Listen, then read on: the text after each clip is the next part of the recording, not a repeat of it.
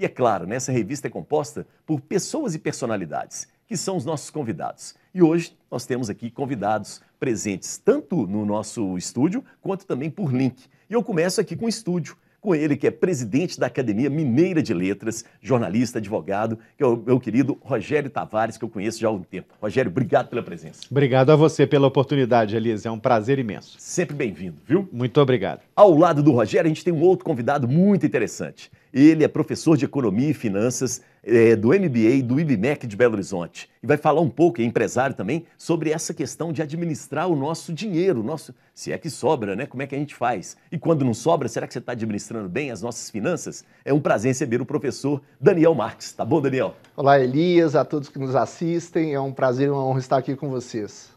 Ok, muito obrigado, viu? Seja sempre bem-vindo. E agora a gente faz um link com o Robson Evangelista. Ele é consultor de gestão financeira empresarial, mais de 15 anos de experiência e vai trabalhar um pouco com a gente também essa questão de como a gente administrar, não é? Principalmente pensando em empresas, sejam pequenas, médias e grandes. Então, mais uma vez, né, mais um convidado. Robson, obrigado pela presença. Tudo bem contigo? Boa noite, é um prazer estar aqui falando com vocês, com essas ilustres presenças aí. Vamos tentar contribuir um pouquinho. Claro. E adorei a cadeira, hein? Essa cadeira é de gamer. Exatamente. Ergonômica, né? Não tem problema na coluna, não é, Robson? Não. Eu comprei recentemente, presente de aniversário que eu me dei. Fez muito bem, porque agora o home office é para todo mundo, não é, Robson? Exatamente. Foi um dos critérios para escolher essa cadeira, porque a gente fica muito tempo sentado, trabalhando, e a ergonomia faz parte do processo também. Muito bem. Robson, eu começo sempre o programa perguntando para os nossos convidados, e vou aproveitar que você está no link, a relação com Belo Horizonte. Você nasceu em Belo Horizonte, você veio do interior, é de outro estado. Como é que é a sua relação com BH, Robson? Nascido, criado e apaixonado com Belo Horizonte. É uma cidade que eu não troco por nada nesse mundo. Meus amigos, minha família, minha noiva, são todos aqui de Belo Horizonte. E é uma cidade onde eu me encontro muito. E aqui eu encontro a minha paz, aqui eu encontro a minha alegria. É uma cidade que eu sou muito apaixonado. Robson, geralmente nós em Belo Horizonte temos alguma ligação com o interior de Minas. É o caso da sua família? Tem alguma cidade no interior, alguma região de origem de vocês? Como é que é? Sim, meu pai ele nasceu em São Pedro dos Ferros e minha mãe veio de Macacos. Então, os dois se conheceram em Belo Horizonte já. Meu pai já tinha vindo de São Pedro dos Ferros para Belo Horizonte. Eles se encontraram aqui em Belo Horizonte e deu origem à nossa família. Muito bom. E aí, Robson, eu também tenho curiosidade, né, de saber de você lugares em Belo Horizonte que te marcaram na sua infância, adolescência. Cita alguns lugares, né, que marcaram a sua vida aqui em BH para a gente. Olha, eu sou do bairro Boa Vista, então é um bairro que eu sou apaixonado, perto da região de Santa Teresa, Santa Efigênia. Então a Praça do BG é um lugar que é muito familiar. O Mineirão, Independência são apaixonantes também, né? E tem a questão lá na Gameleira, da vista de lá, que é maravilhosa, né? Que a gente sempre visita. A Pampulha também é um lugar sensacional para caminhadas, para atividades com a família, né? É uma delícia também. Muito bom. Gostei porque você foi da região leste para a região oeste, né? Cortou a cidade. Verdade. Assim. Muito bom. É a paixão por Belo Horizonte. Legal. E essa paixão, quando você sai de Belo Horizonte, o que você sente falta de BH? O que dá saudade, Robson? Eu acho que as pessoas, a tranquilidade que a cidade oferece, e essa coisa de se sentir em casa é muito diferente, né? Quando eu estou em Belo Horizonte, tudo parece um pouco mais normal, um pouco mais fluido. Então, é onde que eu me sinto realmente em casa. Boa. Legal. Agora, Robson, preciso da sua ajuda. O Rogério Tavares está aqui, um dos nossos convidados. Ele é jornalista, advogado, presidente da Academia Mineira de Letras. Olhando para ele assim, à distância, né, usando a sua sensibilidade, você me diria que o Rogério é de Belo Horizonte, ou ele é do interior, ou ele é um forasteiro de Minas? O que você acha, Robson? Nossa, é uma pegadinha essa, hein? Ah, é para Mas chutar mesmo. eu acho que ele é do interior de Minas. Interior de Minas. Então vamos lá. Deixa eu voltar com o Robson, porque, Robson, você falou algumas coisas que eu achei interessante. Você falou de paz, né, Belo Horizonte, de tranquilidade, mas nós somos uma capital, né? Nós somos uma cidade metropolitana, a gente tem quase 3 milhões de habitantes.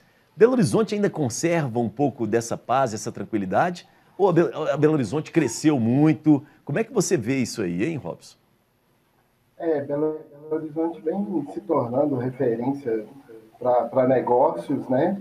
É uma capital, uma das três maiores aí do nosso Brasil, mas eu acredito que em função do que os colegas mesmo apresentaram, da cultura, do povo acolhedor, ela ainda consegue manter essa característica de paz, de tranquilidade.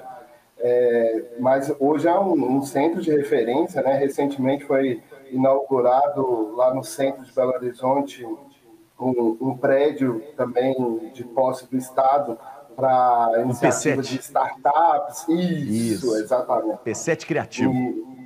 Exatamente. Então, um prédio todo feito para inovação, para tecnologia, para contatos, né? Então, é uma cidade que tem avançado muito nesse ponto. Muitas grandes empresas têm vindo para cá, inclusive em Minas Gerais, agora a Heineken está vindo para cá também. Então, é um centro de negócios muito movimentados, mas que o povo torna mais tranquilo, mais pacífico. Ok. É interessante você falou da Heineken, né? Parece que vem para Passos. Mas, Robson, o que falta para Belo Horizonte assumir de vez essa sua vocação para a área de negócios, na sua opinião? Olha, eu acho que ela já vem assumindo esse papel. Eu acho que as pessoas têm descoberto o empreendedorismo como uma característica muito forte e os investimentos dos grandes empresários, as próprias empresas que estão enxergando Belo Horizonte essas possibilidades, e é claro, a facilidade do governo, da prefeitura, em facilitar o acesso dessas empresas com benefícios, e mostrando para o mundo e para o Brasil a cultura do Belo Horizontino, os profissionais que aqui estão, e eu acho que é uma tendência de crescer, principalmente com essa coisa do empreendedorismo fervente aqui, né, fervilhante. Ok. Legal, Robson, você falou do P7 Criativo, que é um prédio na Praça 7, né? Robson, vamos entrar um pouco nessa conversa, Robson? Foi interessante que o Daniel falou, né? Que ele falou, vou adquirir um negócio e tal. A esposa falou, você tá ficando louco, maluco, não é?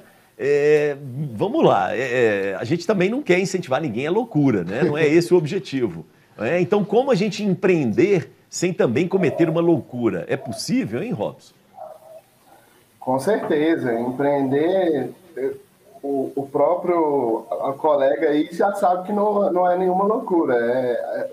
Durante a pandemia, quem empreendeu, quem saiu na frente e conseguiu fazer essas estratégias que ele mesmo falou para a vida comum, serve para as empresas, que é constituir a reserva de emergência, poupar uma certa quantia para a sustentabilidade da sua empresa. Tem acontecido muita contratação de MEIs, né? Como o professor falou, e aí essas estratégias precisavam ser elaboradas. Eu também empreendi durante a pandemia, eu saí da CLT e criei 2 novas empresas. Opa, peraí, você é maluco em dobro, peraí. 2 novas empresas em plena pandemia? Exatamente. E engraçado é que são empresas voltadas para o que o professor acabou de falar. É um software voltado para a gestão financeira, que ele consegue mensurar o fluxo de caixas, as receitas, as despesas, principalmente para pequenos empreendedores, com uma linguagem muito fácil, muito acessível.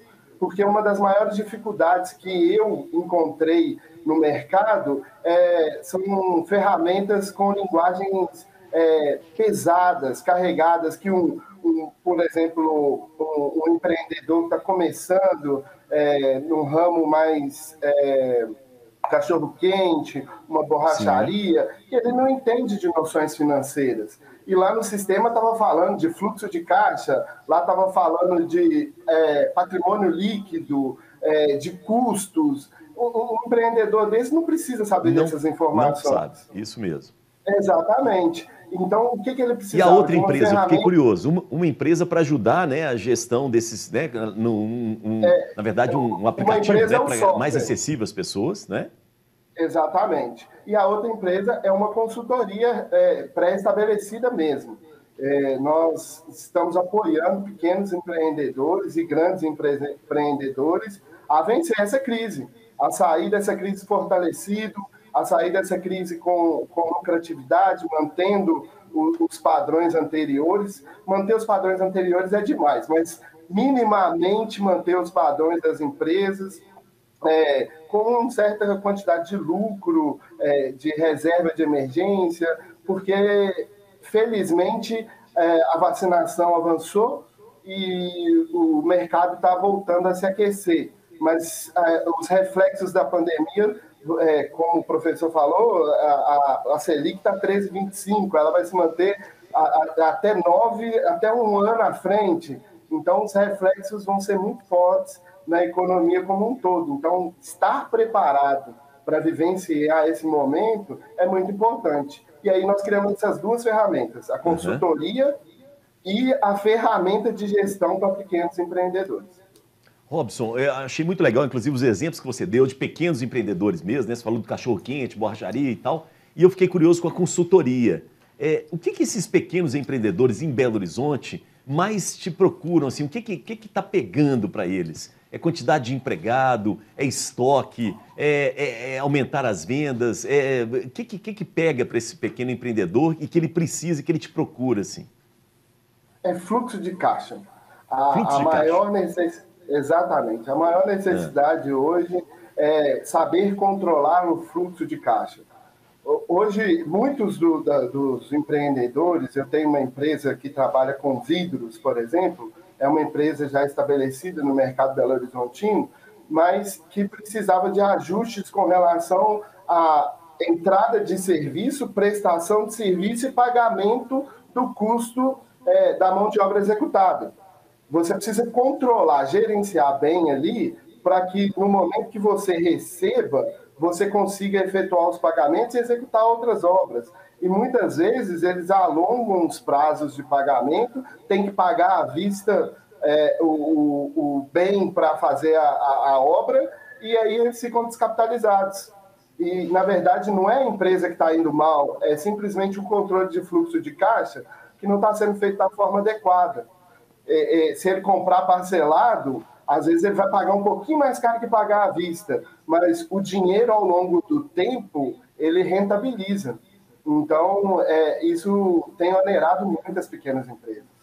Legal. Vamos repercutir um pouco. Daniel, claro. Faz sentido o que você falou? Total. Concordo plenamente com o Robson, né? Robson, a gente estava falando um pouco, né, dessa crise toda que a gente está vivendo, e você trabalha muito com foco nas empresas, mas as empresas são formadas por pessoas. E aí o Daniel trabalhando com a ideia de cuidar das pessoas. Como é que é essa sua relação, né, com essas pessoas? E mais do que isso, hoje as empresas, inclusive, nem usam mais o termo RH, né? Se usa mais gestão de pessoas. E muitas vezes na coordenação dessa gestão nós temos psicólogos e psicólogas. Como é que vocês têm trabalhado isso? Você também dá esse tipo de assistência para as empresas? O Daniel, com a criação, esse empreendimento dele e como consultor, ele foi exatamente aonde ele com certeza já tinha escutado as dores, né? Que realmente os profissionais necessitam de cuidados. Eu estive no canal de vocês no Economia Agora, falando sobre saúde mental e saúde financeira, por exemplo. Isso. Que o adoecimento mental durante a pandemia foi gigante. Muitas pessoas adoeceram em função disso. Então, essa relação de cuidado, como você muito bem disse, gestão de pessoas, é extremamente necessária. E hoje os empreendedores, como O MEI, por exemplo, é um empresário, né? Um empreendedor, e ele pode contratar apenas mais um profissional. Então, esse empreendedor vem até nós com as dores dele, com as dificuldades dele. Outro dia eu vi uma reportagem até falando assim do eu mereço ou eu quero. E aí fica numa briga, porque a pessoa às vezes vai lá, tem os 10 mil que o professor ensinou aí do fluxo de caixa que sobrou do caixa, né, da lucratividade, né, acima do ponto de equilíbrio da empresa, e ele vai gastar aquele dinheiro com algo que ele não tem necessidade. E aí surgem os grandes problemas, os grandes gargalos, que aí ele vai lá, eu mereço, eu vou ali fazer aquela viagem. E quando ele volta, os custos fixos estão lá, tem que pagar os funcionários, ele vai ter que movimentar a empresa para gerar novos negócios, e aí os 10% de lucratividade se extingue numa rapidez gigantesca. E aí vem esse cuidado com as pessoas. Robson, a gente viu no primeiro bloco do programa o Rogério, que é presidente da Academia Mineira de Letras, ele mostrou-se antenado com as mudanças que a pandemia trouxe e modernizando, esteve presente nas redes sociais, a academia está nas redes sociais, está no YouTube e tal. Esses empresários, eles estão abertos, por exemplo, você falou da borracharia, né, do cachorro-quente, esses serviços têm que estar nas redes sociais.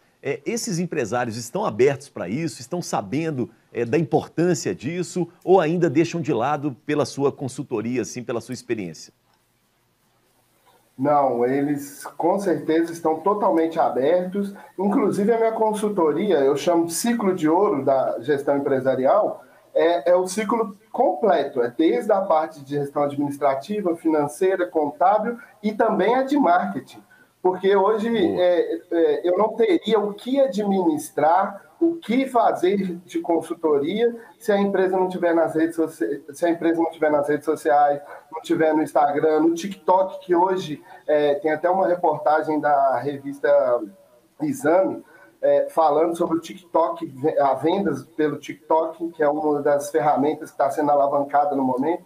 Então, eles estão, sim, preocupados com as redes sociais. Então, inclusive, vários deles estão vendendo a nível Brasil graças a essa evolução da sociedade, da cultura brasileira, que hoje está expandindo os horizontes aí, que as pessoas conseguem atingir públicos inimagináveis anteriormente. Outro detalhe também, Robson, essa semana saiu uma reportagem que mostrou que o setor de eventos, né, ele está voltando. E um dos grandes problemas que o setor de eventos está enfrentando em Belo Horizonte é a falta de mão de obra, porque muitas pessoas que trabalhavam em eventos acabaram indo para outros lugares, outros serviços, para poder sobreviver durante a pandemia. Então, hoje me parece que falta até em torno de 5 mil pessoas para trabalhar em eventos de recepcionistas, montadores de palco, luz, som e por aí vai. Falta mão de obra em Belo Horizonte, não é? Em linhas gerais, assim, você vê que a nossa mão de obra poderia ser melhor qualificada? O que você acha disso, hein, Robson? Olha, Elias, eu sou, inclusive, sócio de uma empresa de talentos de Belo Horizonte, uma das maiores de Minas Gerais, que ela promove grandes eventos. E realmente a demanda, a escassez é enorme por profissionais qualificados. Também tenho restaurantes no meu hall de atividades que não conseguem encontrar o caixa, o garçom, a pessoa que vai fazer a limpeza. Infelizmente, algumas pessoas migraram, né? Encontraram oportunidades e empreenderam com essas qualificações e que elas já tinham antes e encontraram ali uma oportunidade de rentabilizar aquela qualidade para resolver a dor de alguém. E hoje, infelizmente, essa escassez de mão de obra para esses serviços mais básicos na promoção de eventos é bem restrito, é bem complicado. Às vezes, a gente está tendo muito problema com essa questão, sempre está voltando nesse assunto, mas sobre a saúde mental das pessoas, para lidar com as atividades, para lidar com a pressão do novo momento que nós estamos vivendo. Então, todos, é unânime que a reclamação de mão de obra qualificada. Robson, nós temos hoje, quarta-feira, todo convidado indica um livro, tá? E aí eu queria saber se você Isso. separou um livro para a gente e fala um pouco dele para nós. Vamos lá, Robson.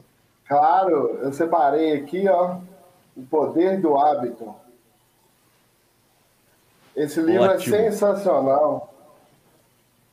Eu acho que toda criatura, toda pessoa humana precisa entender sobre os hábitos, sobre as ações e as atitudes que às vezes a gente nem tem noção que está fazendo e elas vão monitorando e regendo a sua vida de forma inesperada, mas que, se controladas, quando observadas com maior assertividade, você consegue ser mais produtivo.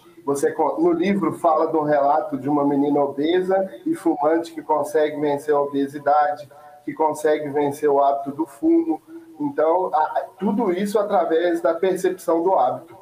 Muito bom, né? Eu não sei se a frase é a força do hábito faz o monge, né? Eu não sei se é essa a frase. É isso, né, Rogério? O hábito faz o monge, O acho que é hábito isso. faz o monge, né? Muito bacana isso aí, muito legal. Qual que é o autor do livro, ou autora? Por favor. Charles Robson. Duhigg. Isso, mostra de novo pra Charles gente. Duhigg. Isso, muito bom.